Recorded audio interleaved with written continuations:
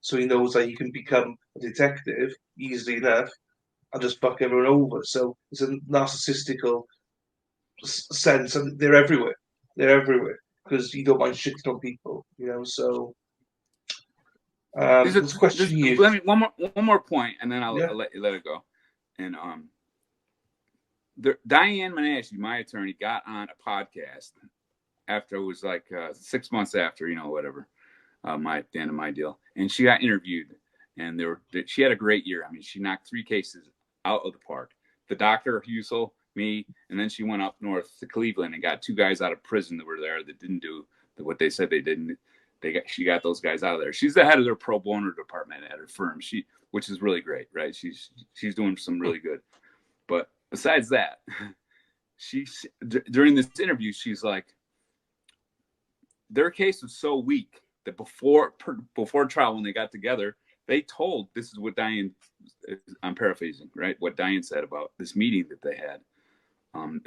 Grubbs told Diane that she was going to destroy him. I mean, they were literally laughing about it, how weak the case was. He knew that there was no evidence against me, and he knew he was going to lose. And they're literally laughing about it. Not fake laugh.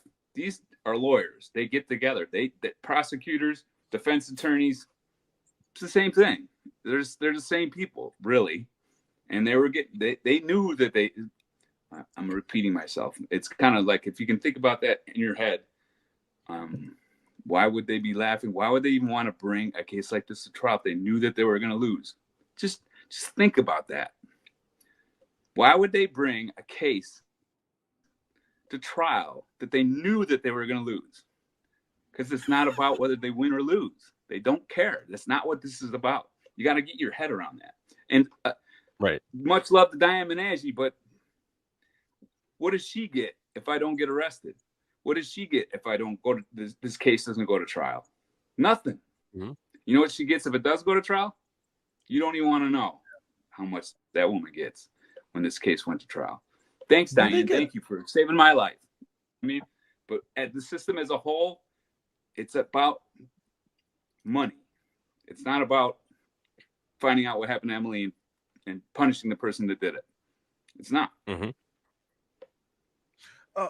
I'm not sure how much you can speak to this, Mighty Meat, but this question is for you, really. Yeah. Do you guys get bonuses? When you used to work as an interrogator, if you let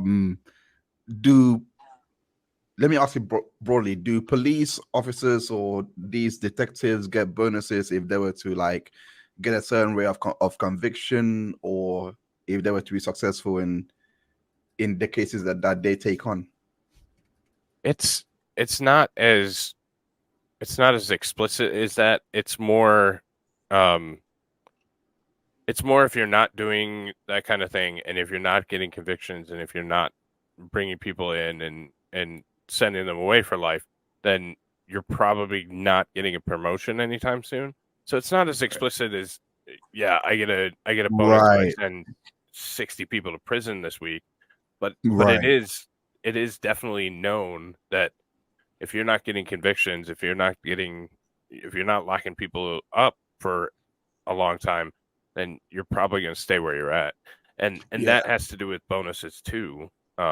So it does make a difference, and it does have an impact. It's just not as black and white as, you get $500 for locking this guy up. So their currency is different than business, just a little bit. It's not. It's in the private sector. It's money. That's. I mean, it's really profit. Government, it's favors, power.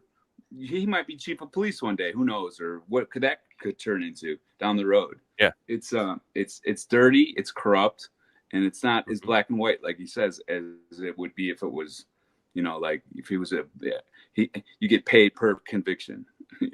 Right. Yeah. But he's definitely working for a type of currency, and it's not true. They got us fooled to thinking they're there to help. They're not fucking there to help. No. Yeah.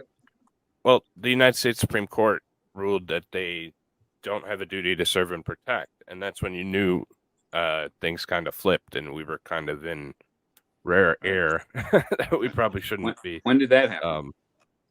That was a couple of years ago. I don't remember the exact case, but yeah, clearly stated that they don't have the requirement to serve and protect. So it went from them literally, they're supposed to put their lives on the line to protect your rights as a citizen, right? Your God-given rights. And now it's getting them home safe or something, right? It's all officer safety. It's like, what the fuck happened? Where are all the men in this world? You know, what the? They're gone. You're supposed to be helping us. You're supposed to be protecting our liberties, not violating them. Now they're violating them, Yeah. Right.